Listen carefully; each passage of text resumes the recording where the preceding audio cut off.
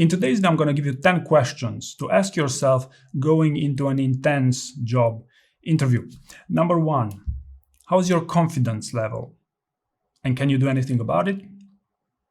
Because what happens here is it's no secret that confident people perform better. There are, of course, two extremes here. You could either be overconfident or you could be in disbelief, none of which is ideal. Overconfident people are not the best listeners and also probably more likely to interrupt their interviewer. Lack of confidence can be a symptom of interview stress, for instance, which isn't necessarily a bad thing so long you can use it as an incentive to perform. Okay. Another common reason for low self-esteem is you might have been too hard on yourself while prepping for the interview. In either case, I believe it's good advice to check your confidence levels and try to get in the zone for your interview, or even ideally before each of your interview rounds. Second question, what's your superpower, or what's your strength going into this interview? Or what are the 3 things your interviewer should remember about you after the interview? Okay, so this question is particularly useful if you've been prepping a ton of stories for the interview and you're not sure how to prioritize them.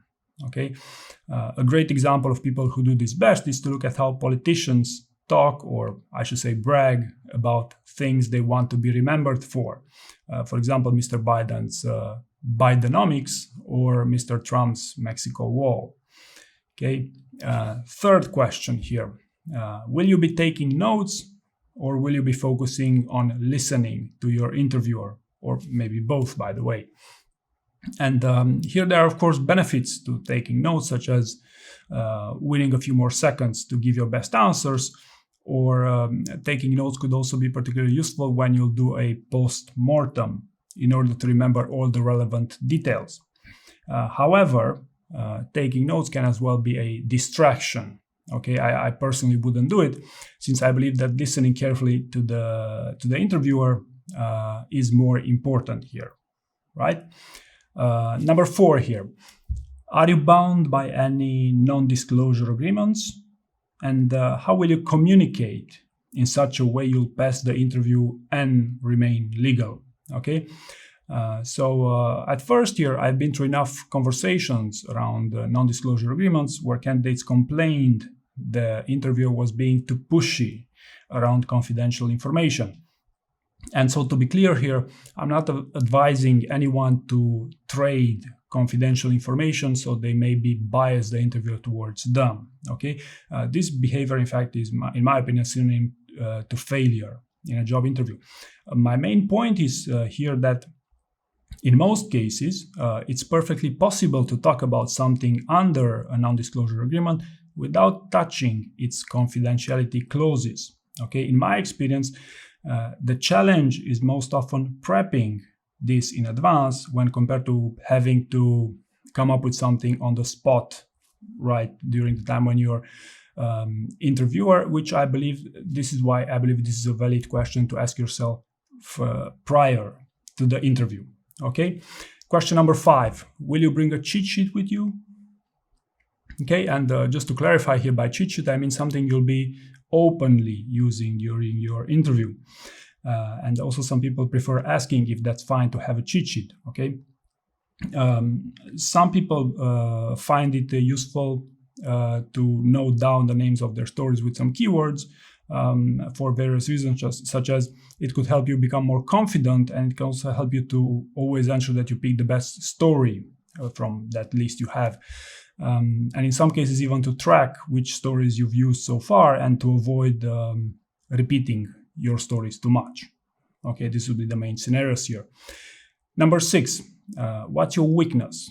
Okay, what would be the top 3 reasons they might reject you? And how will you mitigate this risk during the interview? Okay, so some candidates find this question enlightening and helpful to employ the best strategy during the interview.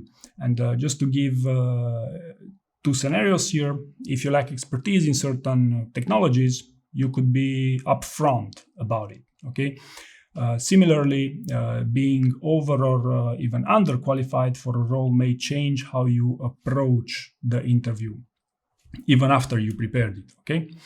Next one, number 7. Have you prepared both hard and easy questions for your interviewers? Okay, so this question is pretty self-explanatory, I believe, and the main reason for mentioning it is, of course, that many forget the easy questions, such as how long have you been in this role? Sometimes it's not worth complicating the conversation, especially if your interview went well or your interviewer isn't interested to engage in a longer conversation with you, right? Next question here, 8.